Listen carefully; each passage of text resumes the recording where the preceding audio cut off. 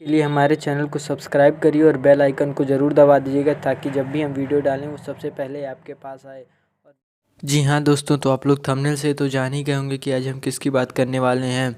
तो नमस्कार दोस्तों, मेरा नाम प्रियांशु और आप देख रहे हैं खबरी बाबा। मैं इंस्टाग्राम पे भी फॉलो कर सकते हैं, लिंक हमने डिस्क्रिप्शन में दे दिया। और कोई भी वीडियो से जुड़ी जानकारी देनी हो तो आप हमें कमेंट कर सकते हैं। तो आपको बता दें कि समर सिंह का नया गाना आ रहा है जिसको स्पीड रिकॉर्ड्स भोजपुरी प्रेजेंट्स पे रिलीज़ किया जाएगा, जिसका नाम है कोरवा में आजा सुग्गा, जिसके स्वर दिए हैं समर सिंह ने और कविता यादव ने।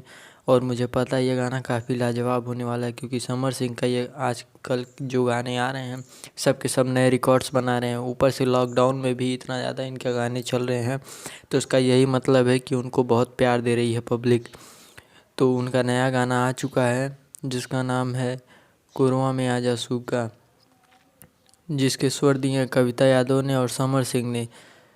तो मुझे पता है कि आप लोग इसको देखना चाह रहे हैं, तो इसको आप कहीं पे भी यूट्यूब पे भी देख सकते हैं, अमेजॉन प्राइम पे भी देख सकते हैं और जियो या सावन म्यूजिक ऐप्स पे भी देख सकते हैं इस गाने को।